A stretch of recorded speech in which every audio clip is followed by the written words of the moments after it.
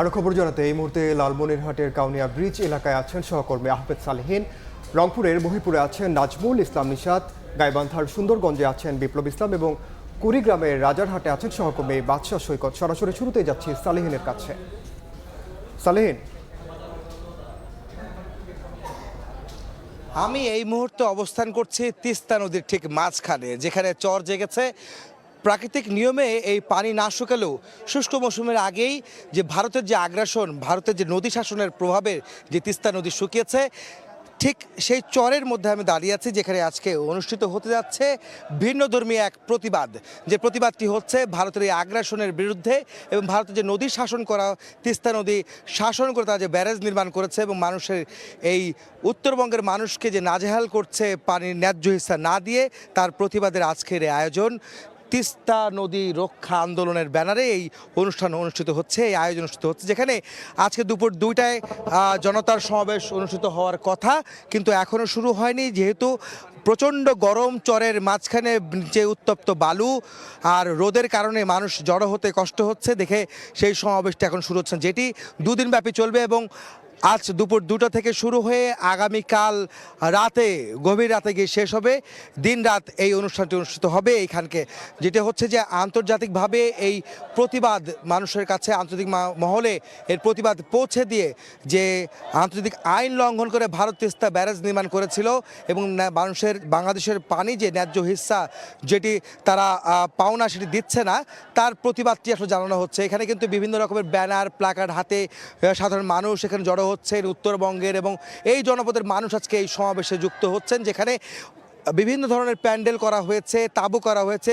এক একটি জায়গায় এক এক ধরনের অনুষ্ঠান অনুষ্ঠিত হবে, যে কারণে এখানে সাংস্কৃতিক অনুষ্ঠান, খেলাধুলা, লোকজ যে সঙ্গীত পরিবেশনা এখানে হবে, যার মাধ্যমে প্রতিবাদ জানানো হবে ভারতকে, যেন বাংলাদেশের ন্যায্য হিস্সা যে পানি, অভিন্ন নদীর পানি, সেটি যেন তাদেরকে দেওয়া হয় এবং এখানকার মানুষের জীবনযাত্রা যেন ব্যাহত না হয়, মানুষ যেন তারা নির্বিঘ্নে তাদের দুর্দশা দূর করে তারা যেন তাদের জীবন জীবিকা নির্বাহ করতে পারে, তার একটি আয়োজন বা তার একটি প্রতিবাদ সমাবেশ এখানে অনুষ্ঠিত হচ্ছে। এখানে কিন্তু বিভিন্ন ধরনের খেলাধুলার আয়োজন করা হয়েছে, সাংস্কৃতিক অনুষ্ঠান, লোকজ সঙ্গীত, পল্লীগীতি থেকে শুরু করে বিভিন্ন ধরনের গান বা সাংস্কৃতিক অনুষ্ঠান আয়োজন করা হচ্ছে। মূলত এই আয়োজন নদীর মাঝখানে চরের মধ্যে দাঁড়িয়ে এই অনুষ্ঠানে আয়োজনের মাধ্যমে প্রতিবাদ জানাচ্ছে ভারতের প্রতি, ভারতের আগ্রাসনের বিরুদ্ধে। এই পানি আসলে আন্তর্জাতিক আইন লঙ্ঘন করে ভারত এই পানি আটকে রেখেছে বা বাঁধ নির্মাণ করেছে, তার প্রতিবাদ কিন্তু বাংলাদেশের মানুষ বরাবরই জানিয়েছে, বিভিন্ন রাজনৈতিক দলও কিন্তু জানিয়েছিল, কিন্তু বিগত আওয়ামী লীগ সরকারের নতুন পররাষ্ট্র নীতির কারণে এখানে কিন্তু সেই পানি, আমাদের ন্যায্য পাওনাটি কিন্তু পাওয়া যায়নি, যার প্রতিবাদ কিন্তু আজকে নতুন সরকার যে এসে তারা এগুলি এই বিএনপি সহ এখানকার সাধারণ মানুষের প্রতিবাদ জানাচ্ছে। এখন এই মুহূর্তে রংপুরের মহিপুরে আছেন আমাদের সহকর্মী নিশাত, আমরা যাব সেখানকার খবর জানতে, যেখানে 11টি স্থানে একসঙ্গে চলছে এই একই প্রতিবাদ। রংপুরের তিস্তার মহিপুর চরে মূলত যে জায়গাটিতে চরের এই কর্মসূচির আয়োজন করা হয়েছে, আমরা দেখছি যে সকাল থেকেই নদীর দুই পারের মানুষ, বিএনপির নেতাকর্মী সহ বিভিন্ন সামাজিক, সাংস্কৃতিক এবং রাজনৈতিক সংগঠনের যারা নেতৃবৃন্দ, তারা কিন্তু আসতে শুরু করেছে এবং ইতিমধ্যে আমরা দেখছি যে এই চরের বলা যায় যে হাজারো মানুষের যে স্রোত, সেটি কিন্তু লক্ষ্য করা যাচ্ছে এবং যারা এই কর্মসূচিতে যোগ দিতে এসছেন তাদের সবারই কিন্তু একটি দাবি, যে পানির ন্যায্য হিস্সা এবং তিস্তা মহাপরিকল্পনা বাস্তবায়ন। আপনি জানেন যে উত্তরের 2 কোটি মানুষ নীলফামারী থেকে গাইবান্ধা পর্যন্ত তিস্তা অববাহিকার যারা বসবাস করেন, তারা কিন্তু এই তিস্তার উপরে তাদের জীবন জীবিকা, বাসস্থান সবকিছু নির্ভর করে। কিন্তু ভারতের আগ্রাসী নীতির কারণে উজানে একাধিক বাঁধ দিয়ে পানি প্রত্যাহার করবার কারণে শুষ্ক মৌসুমে যেমন এখানে ভয়াবহ মরুকরণের মুখে পড়ছে তিস্তা অববাহিকার মানুষ, একই সাথে বর্ষা মৌসুমে পানি ছেড়ে দিয়ে এখানে কিন্তু ভাঙ্গন প্লাবনের তৈরি করছে। ফলে আমরা দেখছি যে প্রতি বছর প্রায় 40,000 মানুষ বাস্তুচ্যুত হচ্ছেন, তাদের ফসল হানি হচ্ছে এবং বসত ভিটা হারিয়ে তারা কিন্তু বলা যায় যে তিস্তা অববাহিকার সর্বস্ব হারাচ্ছেন প্রতি বছরই। এই জায়গা থেকে দীর্ঘ সময় ধরে তিস্তা পাড়ের বাসিন্দারা আন্দোলন গড়ে তোলেন, তিস্তা মহাপরিকল্পনা বাস্তবায়ন, পানির ন্যায্য হিস্সা এবং একই সাথে ভারত আন্তর্জাতিক নিয়মনীতি তোয়াক্কা করে যেভাবে তিস্তার পানি প্রত্যাহার করছে, তারই প্রতিবাদ জানিয়ে আসছেন। মূলত আজকে তিস্তা বাঁচাওর যে কর্মসূচি, লাগাতার 48 ঘন্টা 2 দিন ব্যাপী তিস্তা বাঁচাও আন্দোলন যে কর্মসূচি আয়োজন করেছে, মূলত এই আন্দোলন থেকেই তারা এরই প্রতিবাদ জানাচ্ছেন। তাদের প্রত্যাশা থাকবে যে অন্তর্বর্তী সরকারের সময়ই তিস্তা মহাপরিকল্পনা বাস্তবায়নের উদ্যোগ নেওয়া হবে। একই সাথে পানির ন্যায্য হিস্যার জন্য প্রয়োজনে আন্তর্জাতিক আদালতে যাবার তারা তাগিদ দিয়েছেন। এই ছিল আমার কাছে রংপুর থেকে। এবার আমরা জানবো গাইবান্ধার খবর, সেখানে রয়েছেন সহকর্মী বিপ্লব। জাগো ভাইয়ের কণ্ঠে সবাই এই স্লোগানে নিয়ে কিন্তু আমরা দেখছি যে সুন্দরগঞ্জ উপজেলার যে তিস্তা নদী, এই তিস্তা নদীর হরিপুর ঘাটে কিন্তু আমরা দেখছি যে সকাল থেকে সর্বস্তরের মানুষ কিন্তু এই যে জনসমাবেশ, 2 দিনের যে লাগাতার আন্দোলন, সেই আন্দোলনের যে জনসমাবেশ, এখান থেকে কিন্তু আমরা দেখছি যে সকাল থেকে সর্বস্তরের মানুষ কিন্তু সেই সমাবেশ স্থলে আসতে শুরু করেছেন। আমরা যদি বলি এই মুহূর্তে যে একেবারে কানায় কানায় পূর্ণ কিন্তু এই সমাবেশ স্থল, এই সমাবেশ স্থলে প্রধান অতিথি হিসেবে থাকার কথা রয়েছে বিএনপির কেন্দ্রীয় ভাইস চেয়ারম্যান বরকতুল্লাহ বুলু। উনি কিছুক্ষণের মধ্যেই কিন্তু সমাবেশ স্থলে আসবেন। আমরা সকাল থেকেই দেখছি কিন্তু সেই তিস্তা নদীর যে পানির ন্যায্য হিস্যা এবং তিস্তা মহাপরিকল্পনা বাস্তবায়নের দাবিতে সর্বস্তরের মানুষ কিন্তু তারা জেগেছে এবং তারা কিন্তু জাগো বাহে কণ্ঠে সবাই স্লোগান নিয়ে তারা কিন্তু খন্ড খন্ড মিছিল নিয়ে সমাবেশ স্থলে আসছে।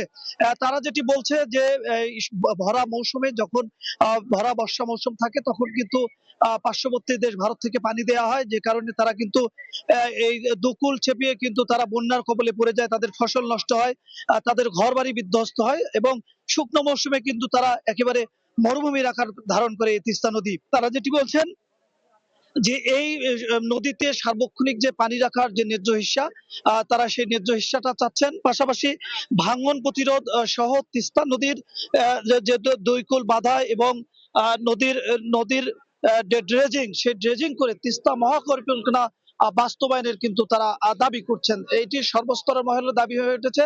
তারা যেটি বলছেন যে 2 দিনের লাগাতার কর্মসূচি তারা পালন করবেন, সর্বস্তরের মানুষ নিয়ে পালন করবেন, বিভিন্ন রাজনৈতিক সংগঠনকে নিয়ে পালন করবেন। যদি এরপরেও এই দাবি তাদের কার্যকর না হয়, তারা লাগাতার কর্মসূচি দেবেন বলে তারা বলছেন।